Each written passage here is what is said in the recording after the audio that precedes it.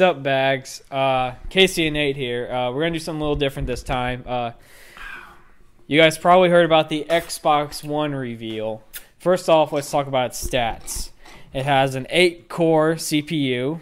It has 8 gigabytes of system memory. It has a Blu-ray drive. It has Nathan sucking on an orange juice packet.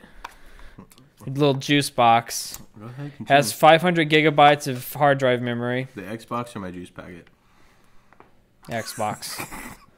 Has built-in Wi-Fi, big whoop. HDMI in and out ports. HDMI in is very interesting. Or HDMI out, I should say, is very interesting. Here's something immediately bad about it. You have to always use your Kinect. You can't have an Xbox One without a Kinect. I'm pretty sure the Kinect is gonna come with it, but still, it's a Kinect. So if you don't have a Kinect, it basically renders it completely useless? Well, not having a Kinect would be, I'm pretty sure, essentially the same thing as not having a power cord. Like, it just won't work. Like, the whole system is designed around the Kinect this time around. I'm all out of juice. No backwards compatibility. That means you will not be able to play Xbox 360 games on it.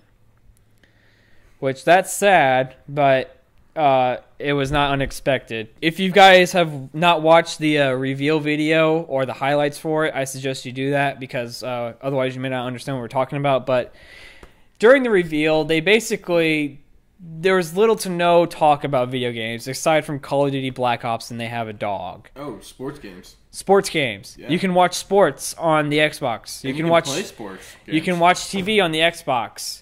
You can go to your TV guide on the Xbox. You can browse the internet on your Xbox. And surely there's Kinect games.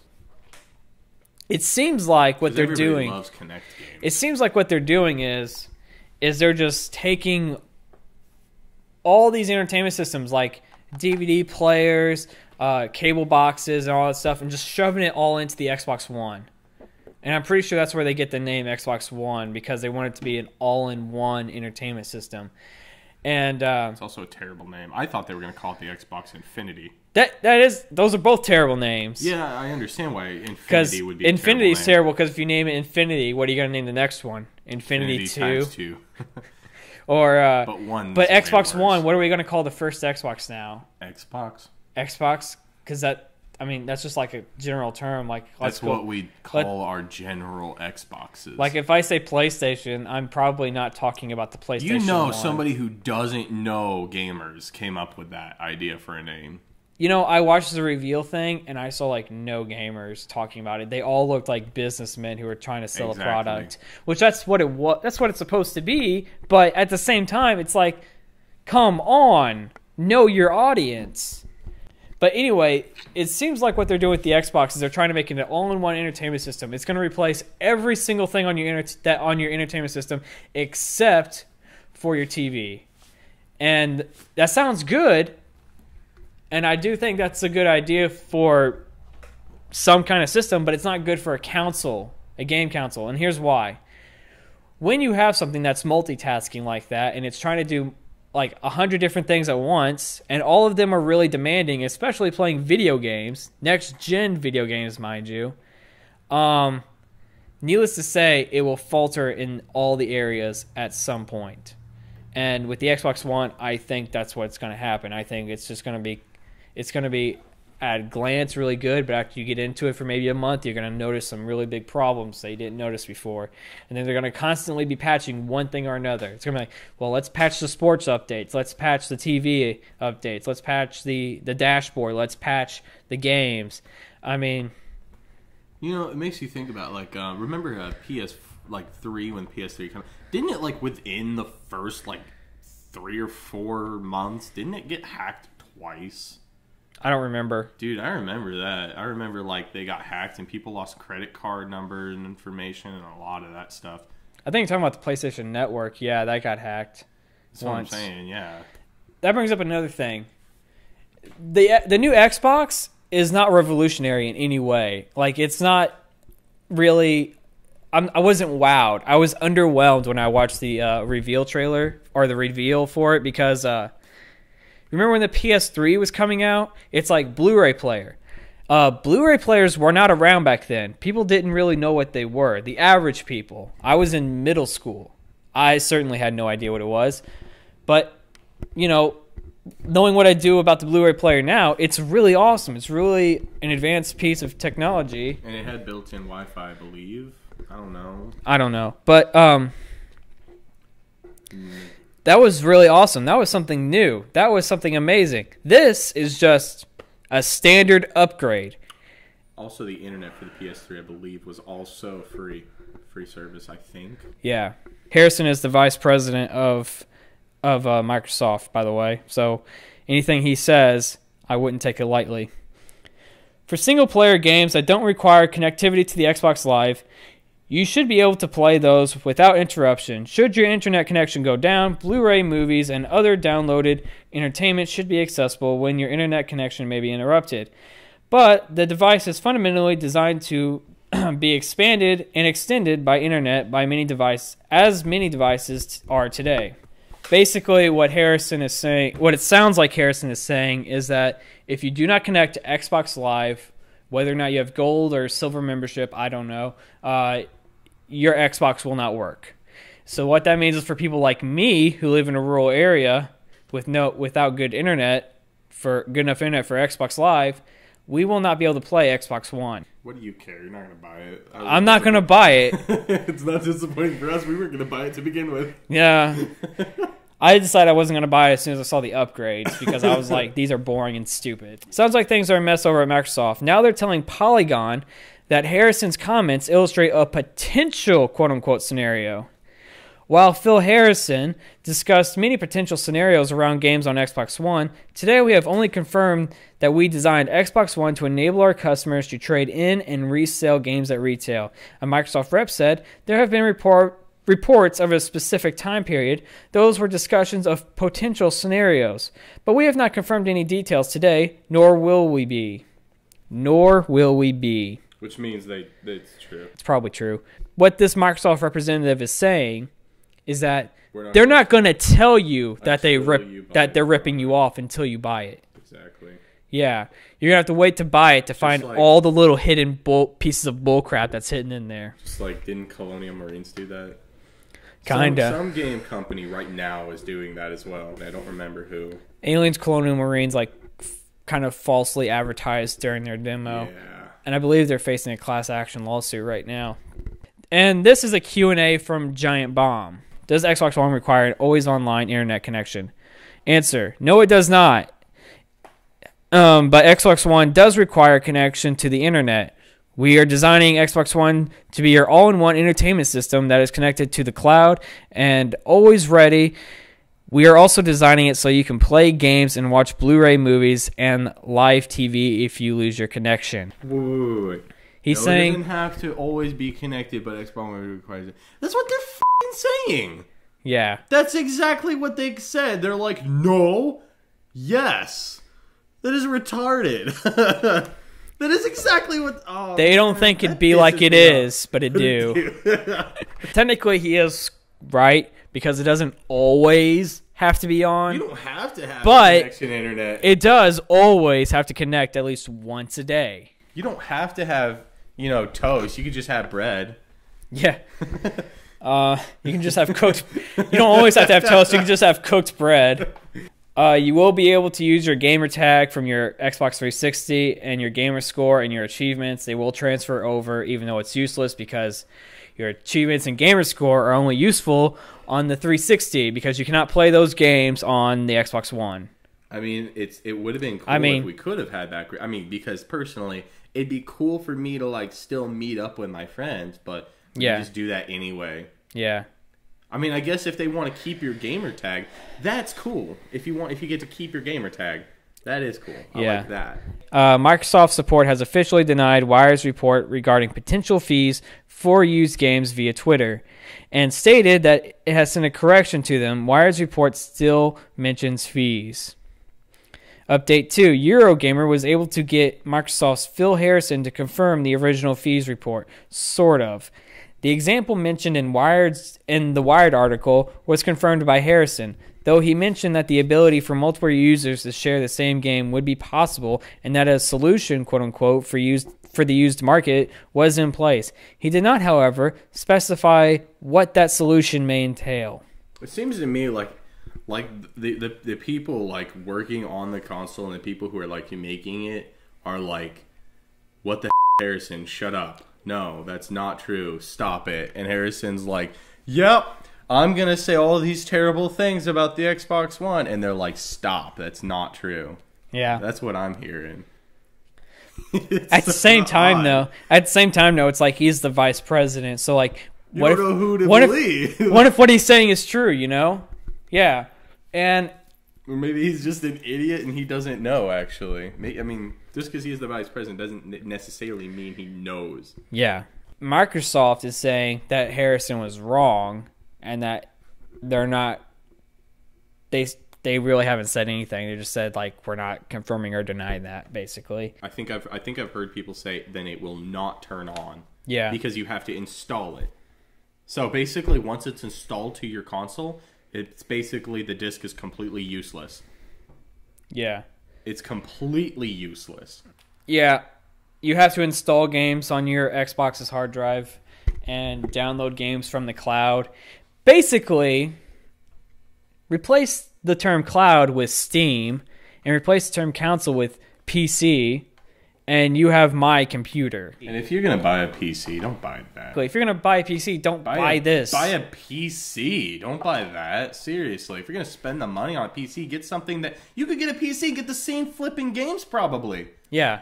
Exactly. I could get a real PC and get the exact same games.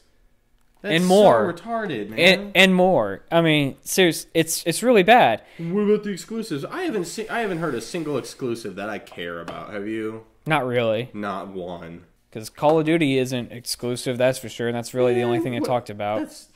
It's on PC. Personally, I'm not one of those people who's going to complain about, like, Call of Duty. I like Call of Duty. I don't care. I like Call of Duty. I'm not complaining about it. I'm just saying. But still. Call of Duty was like the big thing that talked about, and it's not exclusive. It's on PC. Guess what? I like a lot of games that I'm planning on not buying a whole different. And before you guys are like, well, I'll just take my hard drive out of my Xbox and bring it to my friend's Xbox. You can't do that either, because guess what? Your 500 gigabyte hard drive is non-replaceable. You cannot take it out. What they said is that you can use a USB 3.0 slot for putting in your external hard drives and stuff like that. Think about this. You know how they say you'll be able to carry your achievements and your gamer tag and all that through the next one. What if somebody on there came up with the gamer tag and then you tried to carry it over to the Xbox One? Does that mean you have to create a new gamer tag? Are they going to charge you? I'm pretty sure it would use the same thing as Xbox. It'd still be using Xbox Live. So Is it?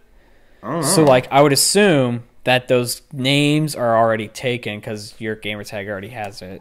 If it say somebody doesn't carry on to the Xbox, you know how many friggin' gamer tags there are? There's lots. There's a lot of lots. That means that they're trying to now like. I tried to make the gamer tag Thorax Impaler. I tried like 10 different combinations and could not do it, so I had to put it in Elite. And it didn't work, and it didn't work, and it didn't work. Finally, I found one combination of elite letters for Thorax Impaler to work. It doesn't sound like a very common name either. So imagine that for other common names. You know how hard that'd be to like find a gamer tag? Yeah. That'd be really, really hard. You know how many people use the word blade or shadow or dark or something? Yeah. It's freaking hard. Yeah. What they're saying is like you'll be able to take that old gamer tag and put it on your Xbox One. But if somebody doesn't carry it over, then they'll have to make a new one. Right. If you carry it over to your new Xbox One, does that mean that you can't do anything on your Xbox 360 anymore? That's a good question. Probably. I bet you $100. And that's fake $100, but I bet you they would. Like you can't use it on your Xbox 360. That's a good question. I totally. Would it be like transferring your gamer tag from one Xbox to another? Yeah, I bet. Yeah. That's probably how it's going to work. Because why wouldn't it be? Because everything else has been retarded. Which that means that, like, backwards compatibility is even worse now, because now you can't use your Xbox 360 for your old games. For your old saved games, anyway. You'd have to start a new gamer profile and... The only reason I say I bet that, because I haven't heard a single thing that I like about the Xbox One. Not a single thing. No. I mean, I heard somebody the other day say, like, dude, it has 8 gigs of RAM. It's like, so does the PS4. Like, who cares? Why is that special? Like, so does the PS4. Yeah, I guarantee the PS4 is going to have It has built-in Wi-Fi. So did the Xbox 360 Slim. And so does the PS3 and PS4. I haven't heard a single thing that I actually was like, wow. I haven't heard a single thing. Nothing. Yeah. Like I said earlier, they're trying to make it an all-in-one entertainment system. They're trying to replace your DVD player. My Xbox 360 is good enough. Seriously. They're trying to replace your DVD player. They're trying to replace your, for the most part, your computer. It seems like my Xbox 360 already plays DVDs. Yeah. And they're trying to replace your service provider for your TV. I mean, wow, that's not good. That right there sounds scary. The Wii and the Wii U were kind of... Well, the Wii wasn't really a failure, but the Wii U was a huge failure for Nintendo. Nintendo's in the dumps right now. You've probably heard about their whole fiasco, which we're going to do a PSA on in a little bit anyway. And now Microsoft is also in the dumps because Windows 8 was fracking terrible. Dude, there's still like advertising commercials about Windows 8, and I get angry whenever they show those because they play that crappy. They're either showing them to actors, and they show like celebrities or like retards on the street who don't know what like that any of these definitions mean. Yeah, they're like big words, colors. Exactly. Nice. Look, it's touchscreen. Who cares? It's an iPhone app. It's basically an iPhone app for your computer. It really is, but that's a whole nother rant. Where's the start button? Yeah, Windows 8 doesn't have a Windows start button, by the way. But this is the dumbest. It could mean that the Xbox will no longer be seen as a game console. I don't see it as currently. I do not. Do you? I see the Xbox 360 as that. Yeah, I don't see the Xbox One as a gaming console. I see it as a DVD player, and that's it. It will be essentially a be $500 a super DVD player, a super DVD player, a super cable box. Which again, my 360. It's an entertainment system now. It's not a gaming console, guys. I'm sorry. I'll tell you something super scary. I had the thought of like, well, I'm just not gonna buy it. But guess what? Eventually, if they continue with it, they're just gonna close down all the servers for Xbox 360 games. Yeah. Eventually they're just gonna do that. That makes your Xbox 360 completely pointless. Kind of like the Xbox. Now, if you have an Xbox, you can go screw yourself. But except Xbox 360, like more than 80% of the games are online. So yeah, it'll be completely pointless. Yeah. I forgot to mention that what happens when they close off the Xbox 360 servers. The day they shut off servers for 360, I will revert to my PS2, which I'm already doing. I'm seriously going back to my PS2 and GameCube. Yeah. They were probably all like just businessmen. What do they care? They're not gamers. They don't care, man. Yeah. They're not thinking about like the consumer. They're not thinking about the average person. Yeah, and that's another thing. Average person, I mean, heck. Average person doesn't have $500 flipping dollars to blow on a crappy thing. How many people are really going to hear about this? Only the hardcore gamers, I guess you could quote-unquote hardcore. My gamer score is over 75,000. And the average person is not going to know crap about the Xbox One until a month after they buy it and they figured out for themselves that it is a useless piece of crap. You know, it's really sad. I told you this earlier. My friend, I was telling him about the Xbox One, and he's like, I don't know what you're talking about. I think it looks great. And guys, in case any of you out there are just like, oh, you guys are just hating on the Xbox. You guys I just am. You guys just I am hate, just hating on it. You guys just hate Xbox. You guys are biased. You only like PlayStation. Guys, neither one of us own a PlayStation 3. I was actually subscribed to Xbox Magazine until I was a sophomore in high school. So if I have a bias towards anything, it's towards the Xbox.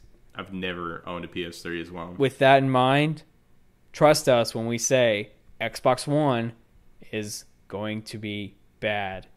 They could change it, but I doubt it because they already revealed it, and they're not going to really change a product that they just revealed because then they're not selling the same product they revealed.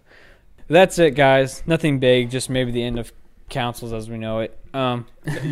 Maybe there'll be like a superhero third-party console. Maybe. That'd be awesome. Maybe Sony will just blow everything else out of the water. Well, it's not going to be hard Maybe now. there'll be something new. It's not going to be hard for Sony to blow everything else out of the water. Something new called like the super awesome Shazam 720 Infinity, and it'll just be like the baddest mofo. And it'll have every single thing, and it'll be $5 every 3 months. Yeah. Well. Yeah. Here's to the PS4, I guess. Possibly. Yeah, it's just sad.